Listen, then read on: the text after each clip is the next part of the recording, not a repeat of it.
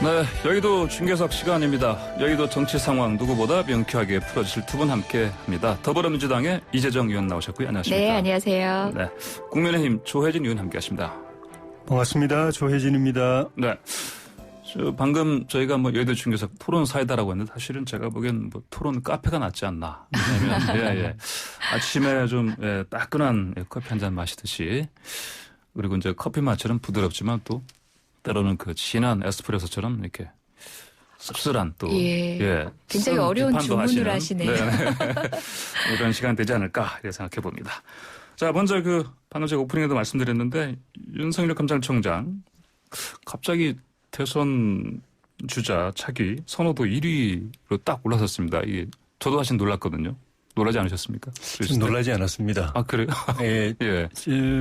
올해 들어서 이제 대선 주자 후보에 5%인가 이렇게 처음 나오고 7%, 10% 이렇게 나오다가 한 1, 2주 전에 17% 한 1주 전인가요? 그렇게 나와서 다시 한번 뉴스가 됐었습니다. 삼강 구도냐 아니냐 이런 일이 이야기했었는데 그때 토론에서 제가 이러면은 조만간에 1위가 될 수도 있겠다고 이야기했는데 그게 반신반의하면서 한 이야기였거든요. 근데 가능성이 있다고 봤어요. 그 추세를 볼 때 또 여러 가지 정치 상황을 볼 때 그랬는데 1위로 올라갔죠. 그 보면은 중도층들에서 윤석열 총장을 지지하는 여론 지지율이 많았던 걸 보면은 정부 여당에 대해서 좀 실망해서 이 부동층으로 돌아선 이런 계층에서 그 불만이 윤석열 총장에 대한 기대로 좀 옮겨간 거 아닌가 하는 그런 측면이 있고 또 층으로 보면 보수층 또 저희 당의 지지층들 가운데서 그쪽으로 지지를 보내고 있는 여론들이 좀 보이는 것 같습니다. 네, 그러니까 이제 이거는 최근의 추세를 봤을 때 예측할 수 있는 그런 지표다. 왜냐하면 정부 여당이 이제 부양시킨 결과 되는데 정부 여당이 그걸 딱 스톱시켜버리면 더 이상 부양이 안 될 수도 있는데 더 세게 공격을 하는 걸 보고 그런 추세면은 더 올라갈 수도 있겠다는 생각이 들었던 거거든요. 정부 여당이 더 이 상황을 결국은 성사되는데 공헌을 했다 이렇게 보시는 겁니까? 계속 그렇게 하면 계속 더 올라갈 수도 있을 것 같습니다. 자, 그러면 국민의힘 조혜진 의원께서는 사실은 예상하셨다 말씀하셨는데 그럼 이재정 더불어민주당 의원께서는 이 상황 좀 어떻게 놀라지 않으셨어요? 아유, 코미디도 아니고 정말 당군 일에 최초 있는 일이 아니겠습니까? 명색이 검찰총장의 직에 있는 사람이 대권 후보로 계속 거론되면서 심지어 이렇게 우수한 성적 본인도 정말 전에도 한번 말씀드린 것 같은데 만족해하고 있는지 매일 아마 본인 이름 검색해보고 계실 겁니다. 어떤 정치인보다 본인의 지지도에 대한 그리고 여론의 추이에 대한 관심이 많은 사실상 유일무이한 공직자가 아닐까 생각하는데요. 이 상황 자체가 사실은 한국의 정치도 그리고 또 한국의 사법기관도 어디에 와 있는지 현 주소를 보여주는 거죠. 저는 이 수치를 보고 평가를 하시더라고요. 우리 야당에서는 이제 우리 김종인 비대위원장 같은 경우는 약간은 조금 언짢은 기색을 하면서 사실상 야당과 관련된 자가 아니다라고 해서 야당의 다른 대권 후보자들이 사라진 현황에 대한 조금 씁쓸함이셨는지 그런 표현도 있으시고 또 일각에서는 실제로 야당 후보 자체 그러니까 거론되고 있는 많은 후보들이 선택지에서 배제된 현상에서 또 1위를 달아나게 된 1위를 하게 된 그 이유를 찾기도 하시던데요. 그 모든 것을 떠나서 후보지에 있어야 할 뿐이 아니죠. 후보지에 있고 싶으시면 빨리 그 직에서 나오시는 게 맞는데 어느 정도 본인이 지금 정치를 하고 계신다는 것을 스스로 좀 자인하고 계셨고 국감 과정에서도 그런 정치적 액션을 통해 가지고 사실상 본인을 상당 17%라는 우리 국감 직후에도 아마 방송을 했던 것 같은데요.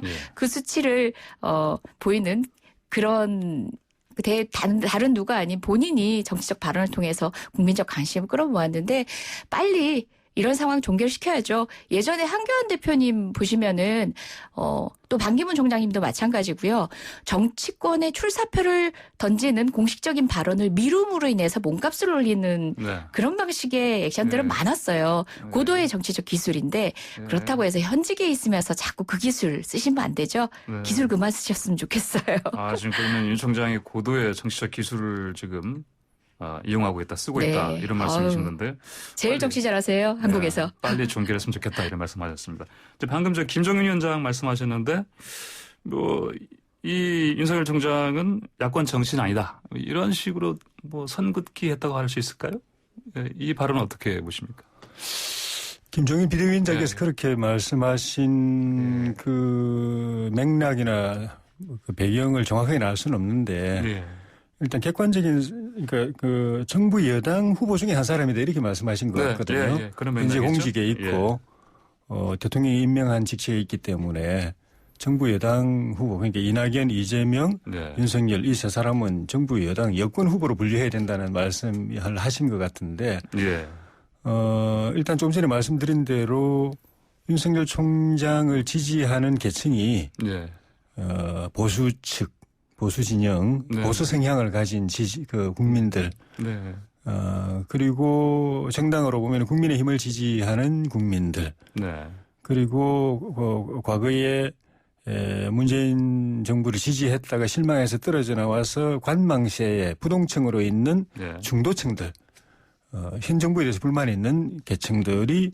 주로 윤석열 총장을 지지하는 걸 보면은 본인이 스스로를 내가 여권이다 야권이다 어느 쪽으로 생각하는지는 밝혀진 바 없지만은 적어도 지지하는 계층들은 범야권의 지지자들이 그 속한 성향을 가진 국민들이 윤석열 총장을 지지하고 있는 건 객관적 사실이고 그 기준으로 해서 분류하면은 이건 범야권 후보인 것이고 다만 이제 김종인 비대위원장께서 그렇게 말씀하신 거는 그 비대위원장 입장에서 보면은 본인이 책임지고 있는 이 당에서 본인이 책임지고 대선 후보도 길러내고 또 후보들의 지지율도 올려주고 해야 되는데 그게 안 되는 상황에 대한 어떤 당혹감 같은 것도 있을 수가 있고 혹시라도 이렇게 지지율 높게 올라갔다가 나중에 여권에서 낚아채가지고 진짜로 여당 후보가 돼버리면은 우리는 진짜 이건 정말 이게 참 망연자실한 상황이 될 수도 있다는 그런 것까지 생각을 하셨는지 하여튼 섣불리 야권 후보로 분류하는 걸 좀 부담스러워 하시는 건 사실인 것 같습니다. 야권 후보로 분류하는 거 부담스러워하는 부분 이 여러 가지 맥락을 짚어주셨습니다. 이재정 의원께서는 이 발언 어떻게 보십니까? 제가 그 진지한 토론을 해야 되는데 잠깐 코미디 해도 되나요? 그러니까 흡사 이런 이야기 자체가 누가 줄라 그러면 넣어도 할 때처럼 서로 기피하는 정치권에서 기피하는 어떻게 보면 환호해야 될 수치를 갖고 있는 자원임에도 불구하고 서로 정치권에서 서로 넣어두세요 하는 정도로 갖기 싫어하는 존재인 양 보여지는데 그처럼 정치 영역에 나와서는 안 될 분이 나와서 이런 수치를 보이고 있다 보니까 여야가 공히 그런 발언 하게 되는 것 같은데요. 저는 이제 야권 입장에서는 어찌되건 간에 이제 후보군들을 또렷하게 못 내고 있는 상황에서 말씀하신 분석에는 동의합니다. 사실은 정치인이 정치적 이제 쟁점, 진짜 국민들이 관심을 갖고 어떻게 보면 국민 간에 선명한 어떤 다른 의견들이 있는 것들을 잘 조화롭게 조합해내면서 정치 영역에서 드러내야 되는데 그것들을 못하고 있는 현 주소를 드러내는 것 같아서 조금 아쉽고요. 저는 야권에 정말 대안적 후보가 등장하길 바라고 윤석열이 과연 야권 후보로 합당한가에 대해서는 저도 부정적입니다. 왜냐하면 지금 현재 야당 어떻게 보면 극복해야 될 걸 수도 있는데 박근혜 전 대통령에 대한 어떤 감정적인 이제 자녀 그 세력들의 어떤 지지 분명히 있거든요. 그래서 그런 지지층과 어떤 방식으로 정리할 건지 어떻게 설득해낼 건지의 문제가 윤석열이라는 당시 박근혜 대통령 수사를 지휘했던 사람에 대한 이제 비호감으로 있을 텐데요. 그런 걸 생각하면 현실적으로는 어렵지 않을까 생각합니다. 저 다른 발언 하나만 더 좀 좀 짚어보고 넘어가겠습니다. 그 장제원 의원이 그 윤석열이 제1야당 집어삼킨다 이런 발언했습니다. 이 발언 또 어떻게 해석해야 되겠습니까? 그건 예. 두고 봐야 될 일인데 예. 그 윤석열 총장이 나중에 임기 마치고 나와서 정치를 할 것인지 정치권에 뛰어들는지 대선에 뛰어들는지를 봐야 될 일이고 이제 장 의원이 이야기한 거는 현재 지지율 분포상 범야권 성향을 가진 국민들의 지지를 본인이 이제 가져가는 형태가 되어 있기 때문에 나머지 우리 현재 뛰고 있는 국민의당 후보들의 지지 중에 일부를 가져가든가 아니면은 그 후보들이 이렇게 외연을 확대할 수 있는 공간을 그냥 막아버리는 그런 결과가 된다. 현재는 그렇다라는 그런 의미인 것 같고요. 근데 장기적으로는 윤석열 총장이든 누구든 간에 우리 야권의 입장에서는 정권 교체를 하기 위해서는 꼭 우리 국민의당, 국민의힘이 소속의 그 주자들만 대통령 후보가 돼야 된다라고 고집해서는 저는 안 된다고 늘 생각을 해오고 있거든요. 뭐 오래전부터 제가 공개적으로 이야기했지만은 다음 대선에서 정권 교체하려면은 문재인 정부가 아닌 다른 정부를 희망하는 모든 세력을 하나로 모으는 게 핵심 키다. 그러니까 범야권 또는 범중도 보수 대통합을 이루는 게 핵심이다. 그런 성향을 가진 국민들의 표를 하나로 모으는 게 핵심이고 그걸 대변하고 있는 후보들을 정당을 초월해가지고 하나로 단일화하는 게 선거연대 후보 단일화하는 게 핵심이다라고 늘 생각하고 있기 때문에 만약에 나중에 윤석열 총장이 임기 끝나고 이제 정치를 하고 대선에 뛰어들 경우에 그게 범야권 후보로 확실하게 이 분류가 된다면은 그것까지 다 끌어모아서 하나로 만들어야 되는 거죠. 그러면 이건 어제 안철수 국민당 대표가 했던 뭐 혁신 플랫폼. 과 비슷한 맥락의 좀 말씀이신 것 같아요. 안철수 후보도 서울시장 나가느냐 대선 나가느냐 가지고 논란이 많았는데 어느 쪽이든 서울시장 후보로 나가도 그렇고 대선 후보로 나가도 범야권 후보 통합 후보의 이 대열에 같이 참여시키는 게 저는 중요하다고 생각합니다. 자, 지금 방송 들으시는 분들 이제 누가 출연하시는지 궁금하신 분들 많을 텐데요. 지금 말씀해 주신 분은 국민의힘 조혜진 의원이시고 또 이제 바로 오른쪽에는 또 더불어민주당 이재정 의원 함께 토론하고 계십니다. 자, 유튜브에서 YTN 레더 검색하시면 지금 저희 방송을 듣고 또 보실 수도 있습니다. 그리고 잠깐 아까 제가 좀 윤석열 총장 그 일이 나온 것 관련해서 이 조사 관련해서 잠깐 안내 좀 하겠습니다. 이 여론조사는 그 한길 리서치가 지난 10일 발표한 것인데 지난 7일부터 9일까지 전국 만 18세 이상 유권자 1,022명 대상으로 조사한 것이고요. 응답률 3.8%, 표본 오차 95%의 신뢰 수준에 플러스 마이너스 3.1%포인트입니다. 자세한 조사 결과는 한길 리서치와 중앙선거 여론조사 심의위원회 홈페이지를 참조하시면 됩니다. 자, 이어서 이재정 의원님 의견 좀 드려야겠습니다. 방금 말씀드린 거. 좀 비슷한 취지의 이야기가 계속 저는 할 수밖에 없는 것 같은데요.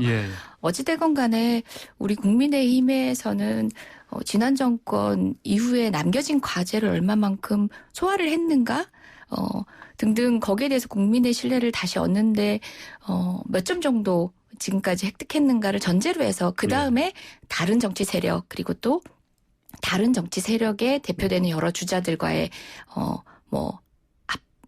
합세 등등을 고민해야 될 때라고 생각하고요.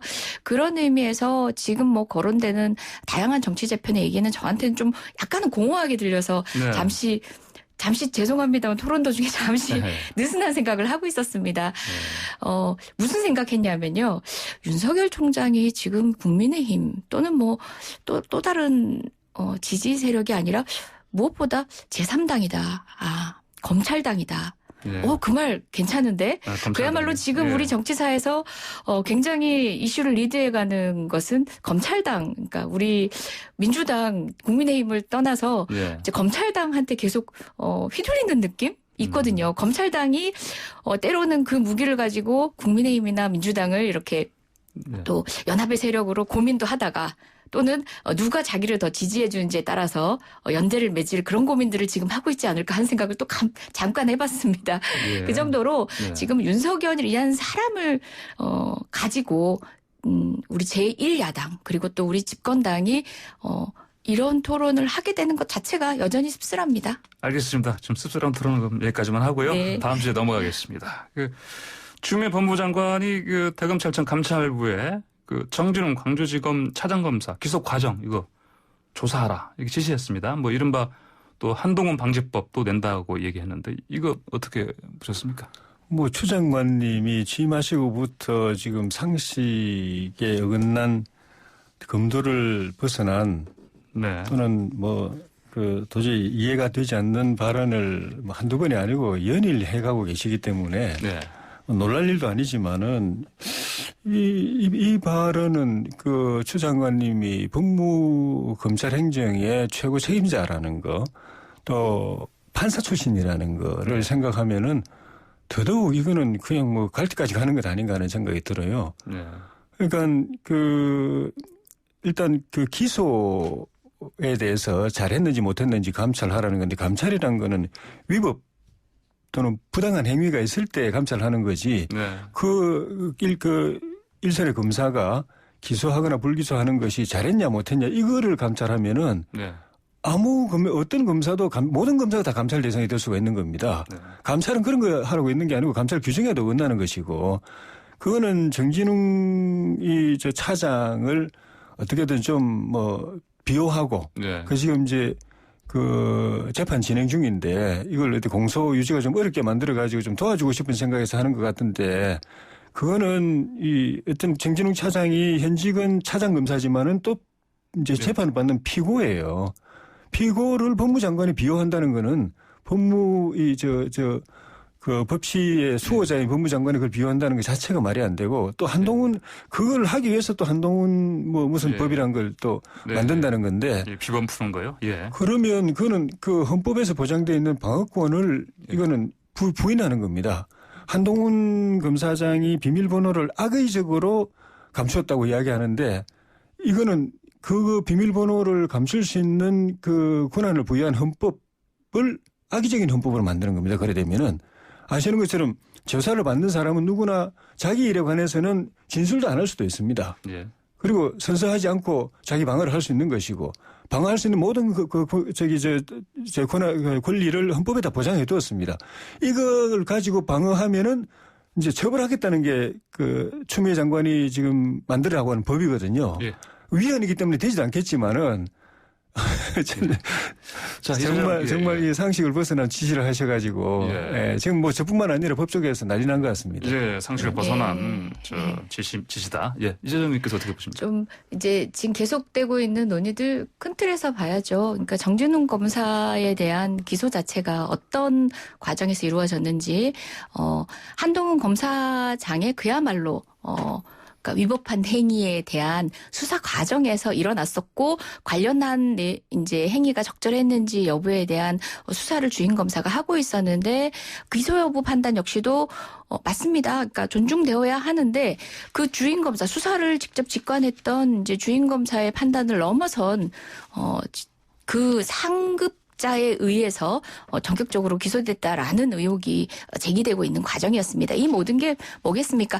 추미애 장관님 때로는 에너지가 많이 들어간 메시지들이 지금 계속 나오고 있습니다.